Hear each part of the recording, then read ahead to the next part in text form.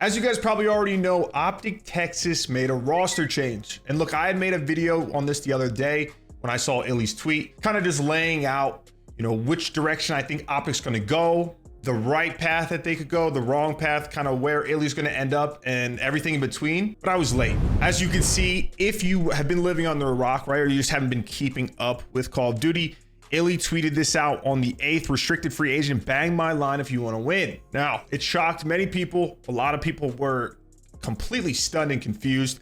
You can even see in the responses from Clayster, Nameless, there's more if you scroll down.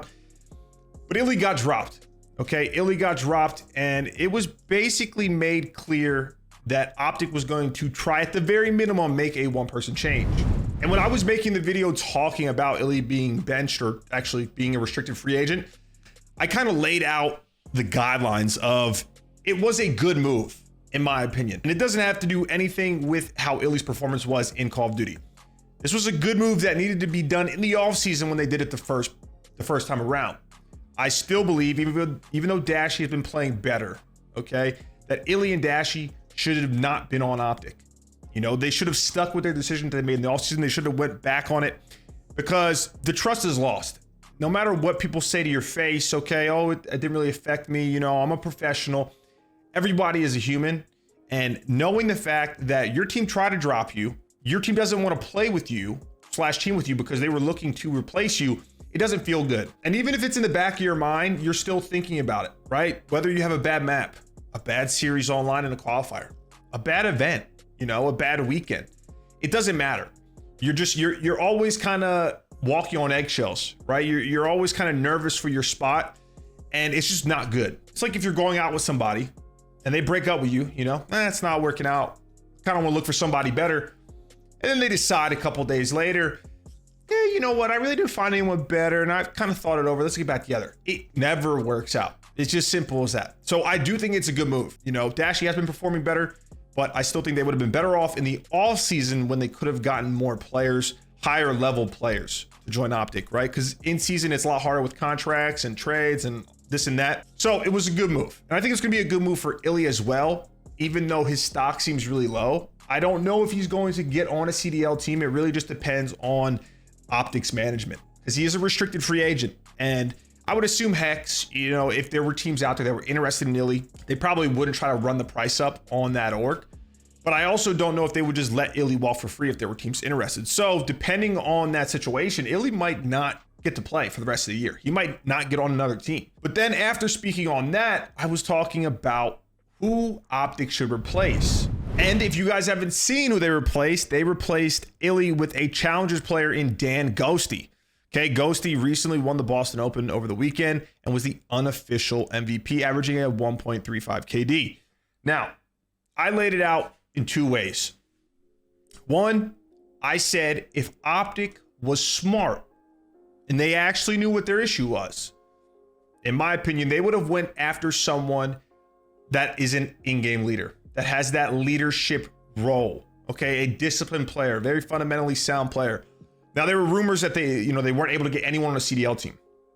But I was saying someone like Arcides or even a Clayster, somebody who has the experience, has the discipline that these players will listen to. Because I saw people talking about, Illy got dropped because he couldn't keep up with Shotzi and Hook and all of them and Dashy, and the pacing this, pacing that, the pacing's too slow. That has zero to do with their issue. Zero. Their issue is they just make a lot of bad plays. And it's not just Illy. Even though Illy was scapegoated, there was a lot of bad plays that I saw in this major. A lot of plays that are just fundamentally incorrect.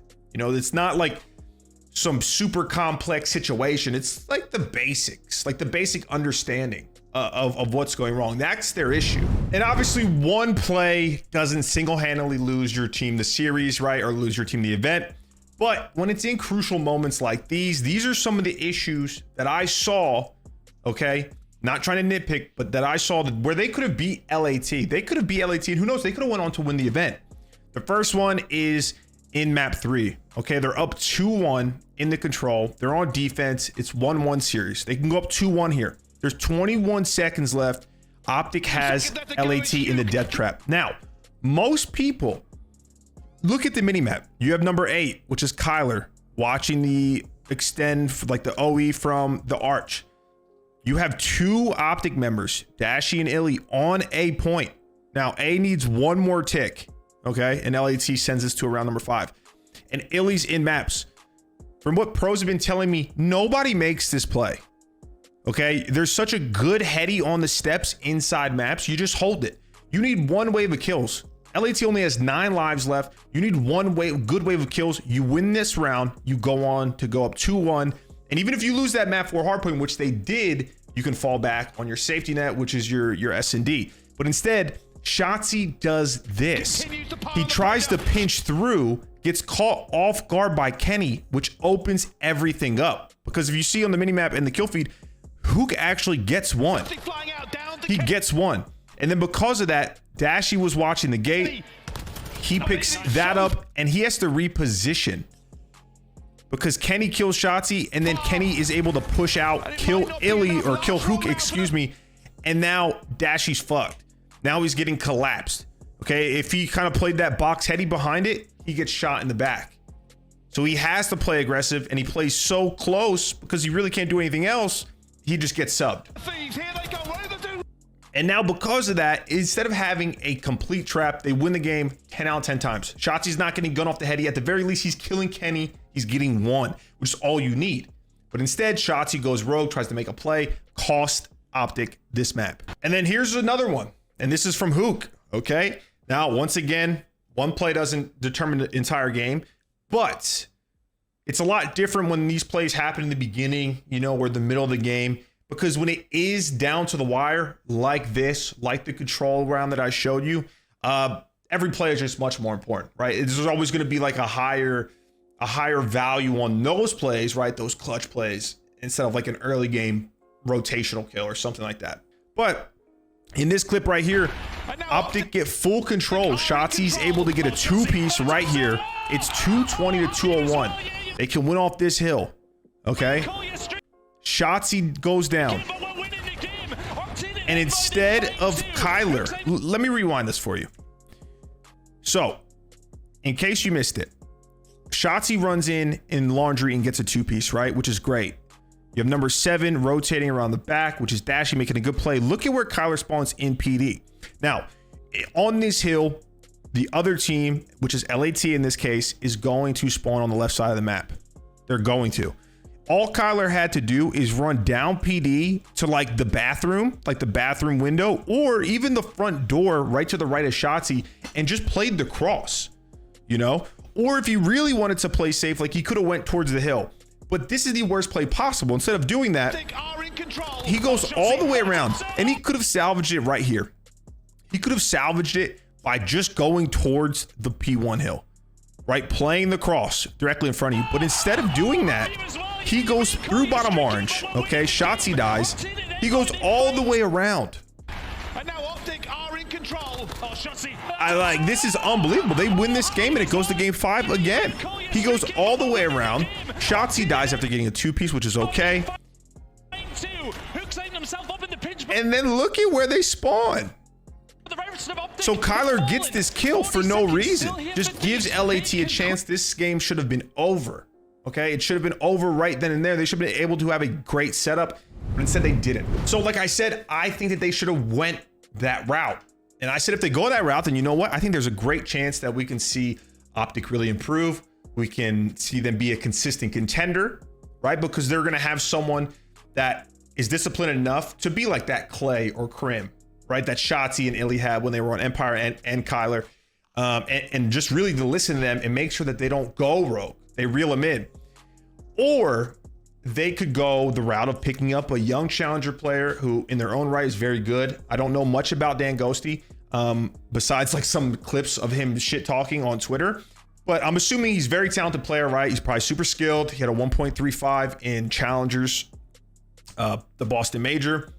And he probably has a really good shot, but he has 0 experience. I'm almost positive he's not an IGL. And even if he was, it's different having this person come in and try and call the shots when you have Shotzzy, when you have Dashy, when you have Hook, or you have someone like a Arcides, you know, or even in the challenger scene, someone like a Gunless. Okay, Gunless is pretty damn good at this game, and he's also teamed with these players before, and he is that IGL, that disciplined player that the rest of the people on Optic will respect and listen to. But they decided to go this route, and that just tells me that they don't know what their actual issue is. They think that they need more kills, or they need a faster pace, or whatever the case may be.